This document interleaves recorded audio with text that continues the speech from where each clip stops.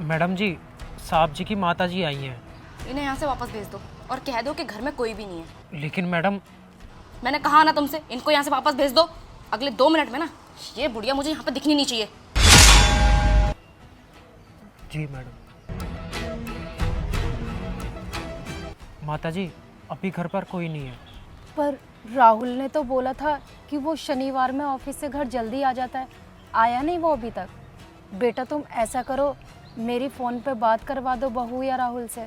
माता जी, अभी वो किसी ज़रूरी काम से बाहर गए हुए हैं और मैं ऐसे बार बार कॉल करके उन्हें परेशान नहीं कर सकता, वरना मेरी नौकरी पे बात आ जाएगी।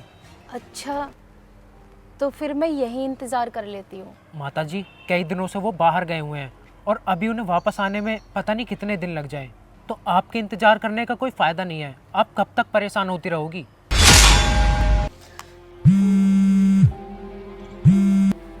जी। ये बुढ़िया यहाँ से अभी तक क्यों नहीं गई है? इन्हें जल्दी भेज यहाँ से। माता जी, अब आप जाइए, मेरी ड्यूटी का टाइम हो रहा है। अब आप अगर ज़्यादा देर खड़ी रहोगी तो सोसाइटी के लोग मुझसे सवाल करने लग जाएंगे। मेरी मानिए, आप घर वापस चले जाइए। जब वो वापस आए तो उनसे कॉल पे बात कर लेना। जाइए आप यहाँ से। ठीक है बेटा, जा रही हूँ।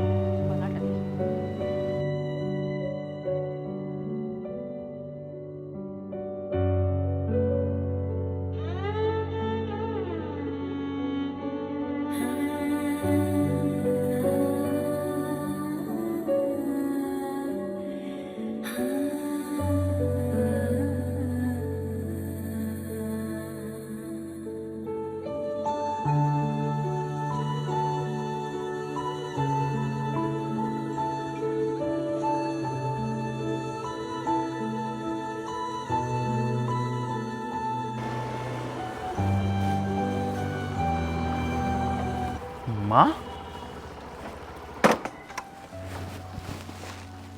माँ,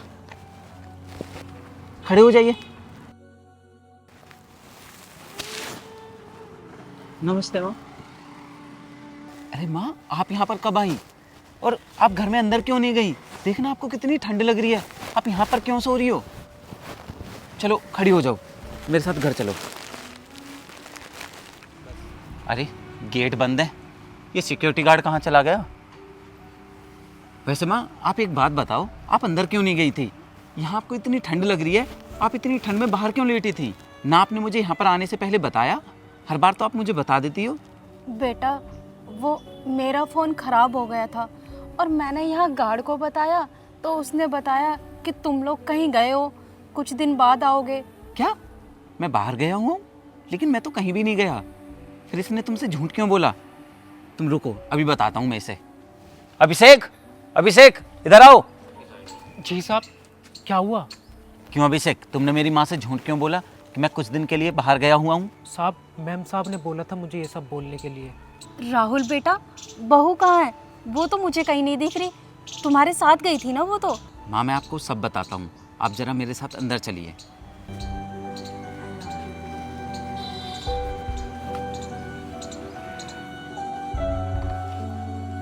हनी। अरे आ गए आप? मैं आपका ही वेट कर रही थी। सामान पैक कर लो। क्यों, हम लोग कहीं जा रहे हैं क्या? हम नहीं, सिर्फ तुम।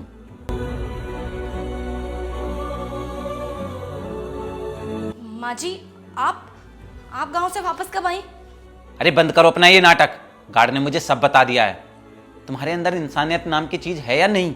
मैं जानता हूं कि तुम्हें मेरी माँ का यहाँ पर आना पसंद नहीं है, पर तुम इस हद तक गिर जाओगी ये मैंने कभी नहीं सोचा था हनी। हद तो तुम्हारी माँ ने पार की है, जो बिना इन्फॉर्म किए यहाँ पर आ गई। शट अप हनी, माँ है ये मेरी, थोड़ा तमीज में बात करो इनसे। और हाँ, ये घर जितना मेरा और तुम्हारा है उतना ही मेरी माँ का भी है।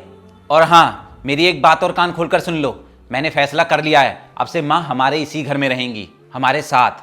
तुम्हारा दिमाग खराब हो गया है क्या? मैं एक छत के नीचे ना इनके साथ नहीं रहने वाली। तुमने इतने सालों से मुझे यही कहकर डराया है कि अगर माँ यहाँ पर आएंगी तो तुम ये घर छोड़कर चली जाओगी। हाँ, तो मैंने फैसला कर लिया है, अब से माँ हमारे साथ में रहेंगी और तुम ये घर छोड़कर जा सकती हो। खड़ी होकर देख क्या रही हो? सामान पैक करो अपना और निकलो अभी कभी घर से। नहीं नहीं बेटा, तुम दोनों मेरी वजह से आपस में मत लड़ो। मैंने तो अपनी ज़िंदगी काट ली, अब अगर तुम दोनों मेरी वजह से लड़ोगे तो मुझे बिल्कुल अच्छा नहीं लगेगा। मेरी बात मान, तू लड़ मत बहू से। इसे प्यार से समझा दे।